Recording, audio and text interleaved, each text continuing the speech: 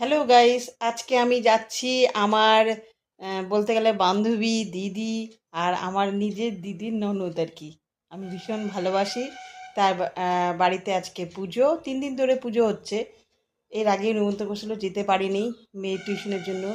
তা আজকে ইচ্ছা করছে যে যাব। পুজোর তো শুরু হয়ে গেছে, ফোন করছে কখন আসবি। তা এখন আমি রেডি হয়ে গেলাম, মেয়ে তো পড়ে টরে আসবে, মেয়েকে খেতে দিয়ে তারপরে আমি বেরোবো। তবে এখান থেকে অনেক দূরে, গাড়ি তো মানে আমার যে গাড়ি, তার ড্রাইভারকে তো পেলাম না ফোন করে। তাই সাফারিতে যাব, ভাবলাম স্কুটি নিয়ে যাই।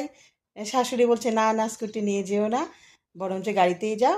তাই আমি তো রেডি হয়ে গেলাম, মেয়ে আসলে খেতে দেব আর তারপরে বেরোয় যাব। বেরোয় গিয়ে ওখানে দেখাবো কি সুন্দর, ওখানে আশেপাশে চা বাগান আছে। যদি ঘুরতে পারে তাহলে অনেক কিছুই দেখাতে পারবো। তাহলে চলুন যাই। প্রচণ্ড রোদ, গাড়িতে উঠে বসছি, মিষ্টির দোকানে গেলাম, মিষ্টি কিনলাম। ব্যাস, এখন গাড়িটা ছাড়বে। মেয়ে তো এখনও তখনও আসেনি, মা বললো তুমি যাও, মেয়েকে আমি খেতে দিয়ে দেবো। তাই বেরিয়ে পড়লাম, নাহলে আবার আসতে দেরি হয়ে যাবে। এই দেখুন কি সুন্দর চা বাগান,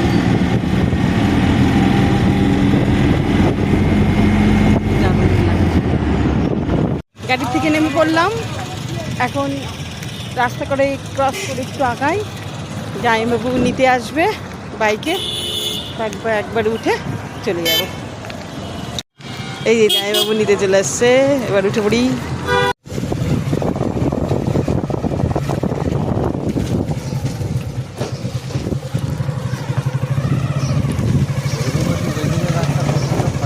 হ্যাঁ, এই যে চলে এসছি বাবলিদির বাড়ি। দিদি ওই যে বলছিলাম, এই যে বাবলিদি, বাবলিদির এই যে কত সুন্দর সুন্দর গাছ।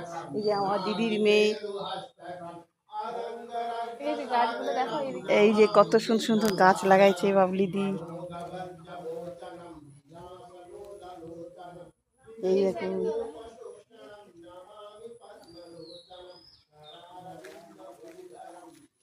কত সুন্দর সুন্দর।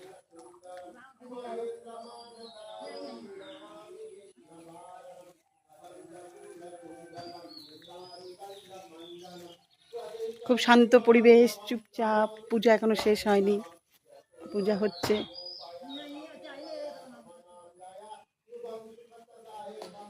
দেখুন কি সুন্দর ফুল হয়েছে, অনেক ফুল হয়েছে।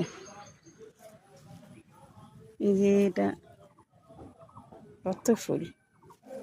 এই যে রকি রকি টাকা, উলি বাবলি।